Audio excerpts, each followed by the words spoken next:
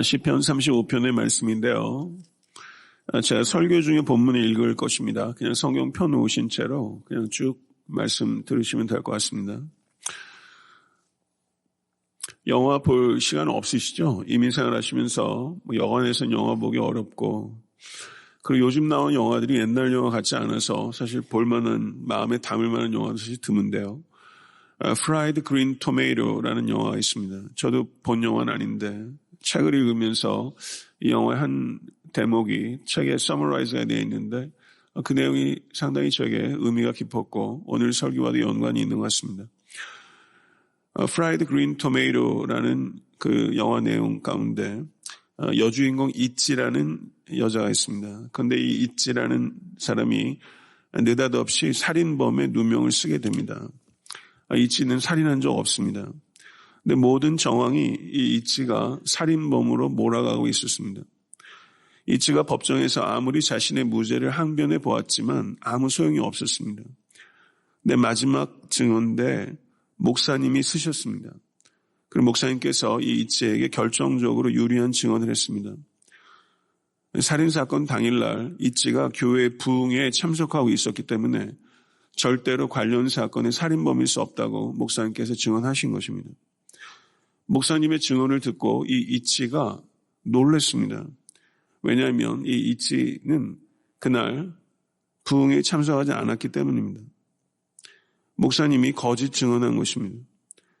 목사님이 이찌의 결백을 믿었기 때문에 이찌를 살리기 위해서 법정에서 위증한 것입니다. 목사님 만일의 경우 자신의 위증이 밝혀지게 되면 처벌을 받을 각오도 당연히 한 것입니다. 그런데 이 목사님은 마을 사람들의 사랑과 존경을 다 받고 있던 분이기 때문에 모든 사람들이 그 증언을 믿었고 검사조차 기소를 철회해버렸고 이찌는 풀려나게 되었다는 것입니다. 이 목사님의 법정에서의 증언은 당연히 거짓말이었습니다.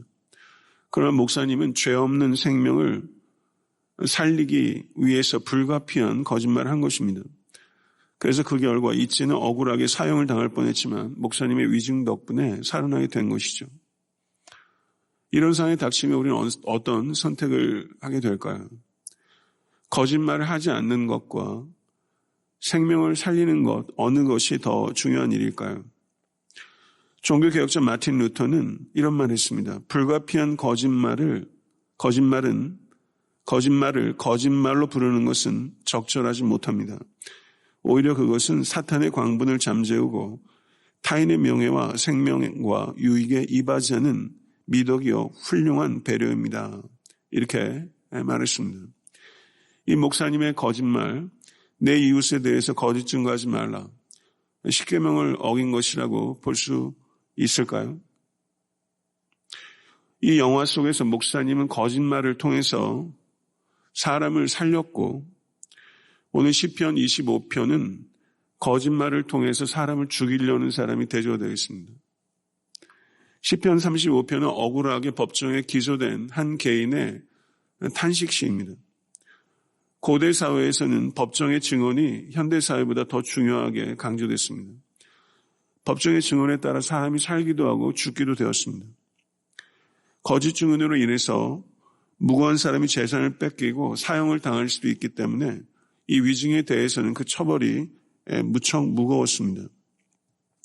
이 시편의 35편의 언어들을 보게 되면 거기에 법정 용어 그리고 전쟁터에 쓰일 법한 용어들이 많이 사용되고 있을 때 확실하지는 않지만 아마도 이 시편 기자가 이방 나라들과 조약을 위반했다라는 거짓으로 전쟁의 위협을 받고 있는 상황이었던 것으로 추정 가능합니다. 여하튼 이 시편을 통해서 우리가 생각할 수 있는 것은 억울하게 모함당했을 때 살다 보면 그런 일들 있지 않습니까? 억울하게 모함당했을 때 우리가 어떤 기도의 언어를 찾아야 하는가 하는 것을 오늘 시편 35편에서 우리가 배울 수 있습니다. 시편 35편은 잘 알려져 있지 않고 많이 애송되는 시편은 아닙니다. 그렇지만 오늘 35편을 같이 한번 읽어보면서 여기에서 기도의 언어를 배우는 우리가 되면 좋겠습니다. 28절로 구성되어 있는데요. 1절에서 3절을 한번 보시면 자신을 위해서 간구합니다. 1절 3절 같이 한번 읽겠습니다. 여호와여 나와 다투는 자와 다투시고 나와 싸우는 자와 싸우소서. 방패와 손방패를 잡으시고 일어나 나를 도우소서. 창을 빼사 나를 쫓는 자의 길을 막으시고 또 내 영혼에게 나는 내 구원이라 이르소서. 이렇게 기도했습니다. 4절부터 8절은 대적자들의 파멸을 간구하고 있습니다. 4절에서 8절 같이 한번 읽겠습니다. 내 생명을 찾는 자들이 부끄러워 수치를 당하게 하시며 나를 상해하려 하는 자들이 물러가 낭패를 당하게 하소서. 그들을 바람 앞에 겨워갖게 하시고 여호와의 천사가 그들을 몰아내게 하소서. 그들의 길을 어둡고 미끄럽게 하시며 여호와의 천사가 그들을 뒤쫓게 하소서. 그들이 까닭없이 나를 잡으려고 그들의 그물을 웅덩이에 숨기며 까닭없이 내 생명을 해하려고 함정을 파싸우니 멸망의 한순간에 그에게 닥치게 하시며 그가 숨긴 그물에 자기가 잡히게 하시며 멸망 중에 떨어지게 하소서. 이렇게 기도했습니다. 여기서 이 시편 기자가 자신의 대적들의 계략이 실패하고 실망과 비참함을 경험하고 결국에는 대적자들이 파멸하게 해달라고 간구하고 있는데요. 이와 같은 기도가 정당한 이유는 7절을 보시게 되면 까닭 없이 나를 잡으려고 그들의 그물을 웅덩이에 숨기며 까닭 없이 내 생명을 해하려고 함정을 파싸우니 라고 말하면서 까닭 없이 그들이 핍박하고 있다는 것을 언급하고 있습니다. 9절에서 10절의 말씀을 보게 되면 이와 같은 자신의 간구가 응답되었을 때 기쁨과 감사를 확신 있게 묘사하고 있는데요. 9절과 10절의 말씀을 같이 한번 읽어보겠습니다. 내 영혼이 여호와를 즐거워하며 그의 구원을 기뻐하리로다. 내 모든 뼈가 이르기를 여호와 같은 이가 누구냐. 그는 가난한 자를 그보다 강한 자에게서 건지시고 가난하고 궁핍한 자를 노력하는 자에게서 건지시는 이라 하리로다. 아멘. 믿으십니까? 11절부터 16절의 말씀을 한번 보시게 되면 이 대적자의 구체적인 죄악사항들이 언급되고 있는데요. 굉장히 공감할 수 있는 말들이 많이 있을 것입니다. 11절, 16절 말씀 같이 한번 읽어보겠습니다. 불의한 증인들이 일어나서 내가 알지 못하는 일로 내게 질문하며 내게 선을 악으로 갚아 나의 영혼을 외롭게 하나. 나는 그들이 병들었을 때 굵은 배 옷을 입으며 금식하며 내 영혼을 괴롭게 하였더니 내 기도가 내 품으로 돌아왔도다. 내가 나의 친구와 형제에게 행함같이 그들에게 행하였으며 내가 몸을 굽히고 슬퍼하기를 어머니를 곡함같이 하였도다. 그러나 내가 넘어짐에 그들이 기뻐하여 서로 모이며 불량배가 내가 알지 못하는 중에 모여서 나를 치며 찢기를 맞이 아니하는도다. 그들은 연회에서 망령되이 조롱하는 자같이 나를 향하여 그들의 이를 갈도다. 이렇게 말하고 있거든요. 하나님께서 우리가 악을 선으로 이기기를 원하시는데 오늘 이 시편 기자의 대적자들은 12절을 보시면 선을 악으로 갚는 사람들이 있다는 것이죠. 그리고 이 대적자들이 병들었을 때 금식하며 자신의 영혼을 괴롭게 하며 기도했는데 나의 친구와 형제에게 행함같이 그들에게 행하였는데 그러나 15절 보세요. 그러나 내가 넘어짐에 그들이 기뻐하며 서로 모이며 이렇게 말하고 있는데요. 인간의 죄성들을 보게 됩니다. 이런 사람 살다 보면 만나게 됩니다. 내가 넘어지면 기뻐하는 사람 있습니다. 내가 정말 그들을 위해서 가슴을 찢으며 기도하고 또 섬겼는데도 불구하고 이런 사람들이 있어요. 사람은 참 악합니다. 그런데 그 악함이 우리 안에도 있다는 것을 우리가 발견하는 것은 매우 중요한 것 같습니다. 우리가 매 순간 하나님을 의지하지 않으면 우리 안에 있는 죄성은 정말 얼마나 뿌리가 깊은지 여러분과 저의 회개가 깊어질 수 있게 되기를 바랍니다. 사실은 이것이 우리의 대적자의 모습이 아니라 우리 안에 기회를 얻지 못한 죄성들이 우리한테 얼마나 많은지 모르겠어요. 17절, 18절을 한번 보게 되면 다시 하나님을 향한 탄식과 간구의 기도입니다. 17절 18절 읽겠습니다. 주여 어느 때까지 관망하시려 하나이까 내 영혼을 저 멸망자에게서 구원하시며 내 유일한 것을 사자들에게서 건지소서. 내가 대회 중에서 주께 감사하며 많은 백성 중에서 주를 찬송하리이다. 이렇게 말하고 있습니다. 19절에서 21절을 한번 보게 되면 11절에서 16절이 이 대적자들의 구체적인 죄악상이라고 그랬는데 19절에서 21절을 보게 되면 다시 고발하는 부분입니다. 19절에서 21절 같이 읽겠습니다. 부당하게 나의 원수된 자가 나로 말미암아 기뻐하지 못하게 하시며 까닭없이 나를 미워하는 자들이 서로 눈짓하지 못하게 하소서. 무릇 그들은 화평을 말하지 아니하고 오히려 평안히 땅에 사는 자들을 거짓말로 모략하며 또 그들이 나를 향하여 입을 크게 벌리고 하하 우리가 목격하였다 하나이다. 이렇게 말하고 있죠. 굉장히 실감나는 언어로 되어 있습니다. 까닭없이 나를 미워하는 자들이 서로 눈짓한다. 까닭없이 나를 미워한다. 이 말씀 그 복음서에도 인용되어 있는 말씀입니다. 하하 우리가 목격하였다라고 말하면서 거짓말로 목격하였다 이렇게 말하죠. 가장 거짓된 재판으로 희생당하신 이가 누구시죠? 우리 주 예수 그리스도십니다. 그리고 주의 길을 평탄하게 했던 세례 요한 역시 거짓된 재판 가운데 희생됐죠. 누가복음 6장을 보게 되면 세례 요한이 진실을 말하다가 참수되고 그리고 예수님께서는 진리이신 예수님께서는 빌라도의 재판 그리고 헤롯의 재판, 잘못된 재판으로 인해서 희생당하고 죽임을 당한 일들이 있습니다. 그리고 뒤에 이어지는 내용을 보게 되면 22절에서 26절은 자신의 정당성을 입증해 달라라는 부분입니다. 22절에서 26절 같이 한번 읽겠습니다.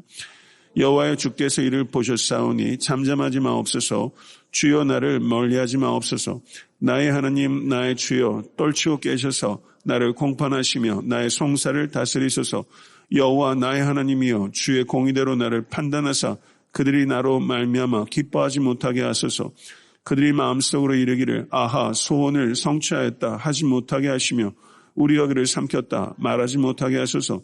나의 재난을 기뻐하는 자들이 함께 부끄러워 낭패를 당하게 하시며 나를 향하여 스스로 뽐내는 자들의 수치와 욕을 당하게 하소서. 이렇게 아주 절박하게 자신의 정당성을 입증해 달라라고 말하면서 23절, 24절을 보게 되면 이와 같은 상황에 닥치면 참 기도하기 어려울 것입니다. 그렇지만 시편 기자는 나의 하나님, 나의 주여, 여호와 나의 하나님이여 라고 말하면서 하나님의 이름을 더 힘써 부르고 있는 것을 우리가 볼 수 있게 됩니다. 주의 이름을 부르시는 우리가 될 수 있기를 원합니다. 그리고 27절, 28절을 보게 되면 자신의 간구가 응답되었을 때 기쁨과 감사를 표현하고 있습니다. 27절, 28절 같이 한번 읽겠습니다. 나의 일을 즐거워하는 자들이 기꺼이 노래 부르고 즐거워하게 하시며 그의 종의 평안함을 기뻐하시는 여호와는 위대하시다는 말을 그들이 항상 말하게 하소서. 나의 의가 주의 의를 말하며 종일토록 주를 찬송하리이다. 아멘. 이 시편 기자가 자신의 간구가 응답되기를 확신하고 즐거워하고 감사했던 것처럼 여러분과 저의 기도도 응답될 것이라는 것을 확신할 수 있기를 간절히 바랍니다. 그래서 즐거워하고 감사하는 것을 미래 시제로 두지 않고 현재 이 시점에서 문제가 다 해결되기도 전에 즐거워하고 감사하는 이 시편 기자의 태도처럼 우리가 확신하게 될 수 있기를 간절히 바랍니다. 하나님께서 궁극적으로 선을 이루실 것을 확신하면 우리가 매일 매순간 겪는 문제들을 우리가 다른 시각으로 볼 수 있게 될 거예요. 지금 매우 불의한 일들을 당하고 있지 않습니까? 재판정에서 거짓 증언을 통해서 공고함을 겪고 목숨이 위태로운 상황에 놓이는 것 예외적인 상황이죠. 매우 의롭지 못한 상황입니다. 그런데 28절을 보게 되면 나의 혀가 주의 의를 말하며 종일토록 주를 찬송하리이다. 특별히 이 말씀 좀 붙잡으시면 좋을 것 같아요. 주의 의를 말하는 한 주간 되십시다. 주의 의를 말하며 종일토록 주를 찬송하리이다. 한 주 내내 주를 찬송할 수 있게 되기를 바랍니다. 잠언 6장 16절 19절을 보게 되면 여호와께서 미워하시는 것 곧 그의 마음에 싫어하시는 것이 67가지이니 곧 교만한 눈과 거짓된 혀와 무죄한 자의 피를 흘리는 손과 악한 계교를 꾀하는 마음과 빨리 악으로 달려가는 발과 거짓을 말하는 망령된 증인과 및 형제 사이를 이간하는 자니라.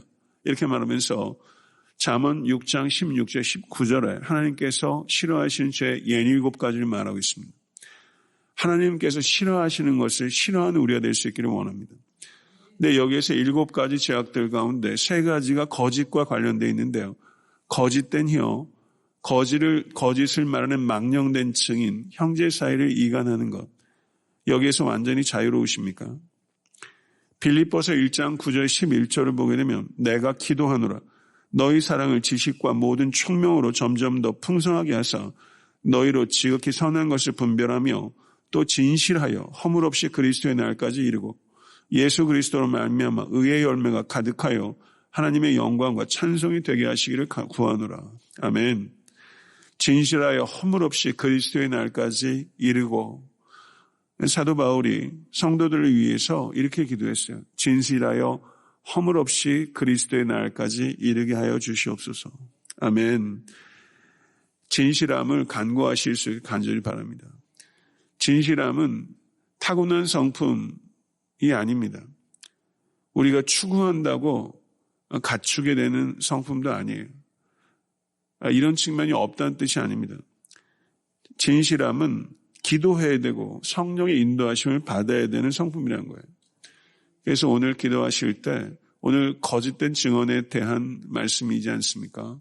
우리가 더 나아가서 우리가 진실함을 위해서 간구해야 될 줄로 믿습니다.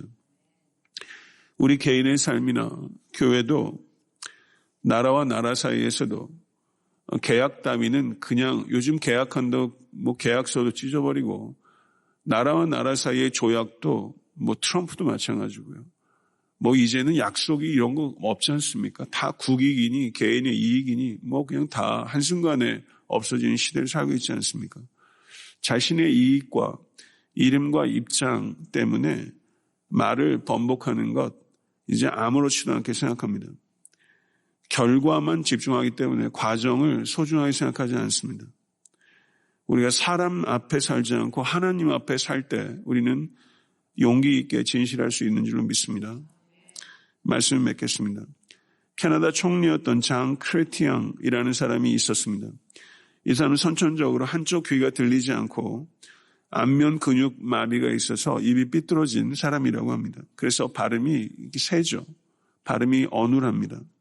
이러한 장애를 가지고 정치인이 된다는 것, 이거 얼마나 어려운 일이에요. 그런데 1993년에 총리가 되었고 3번이나 총리직을 수행했다고 합니다.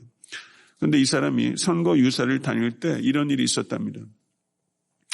여러분, 저는 언어 장애를 가지고 있습니다. 제 어눌한 발음이 아니라 그 속에 담긴 제 생각과 의지를 부디 들어주셨으면 합니다. 그런데 그때 선거 유세에 있던 시민 가운데 한 반대파가 소리 질렀대요. 여보시오, 한 나라를 대표하는 총리에게 언어 장애가 있다는 것은 치명적인 약점입니다. 사퇴하시오. 그러자 장 크레티앙이 어눌하지만 단호한 목소리로 이렇게 말했답니다. 저는 말은 어눌하고 잘 못하지만 거짓말은 하지 않습니다. 이 한마디가 캐나다 국민들의 마음을 감동시켰고 이 어눌한 사람이 캐나다 총리가 돼서 3번이나 총리직을 담당했다는 것이죠.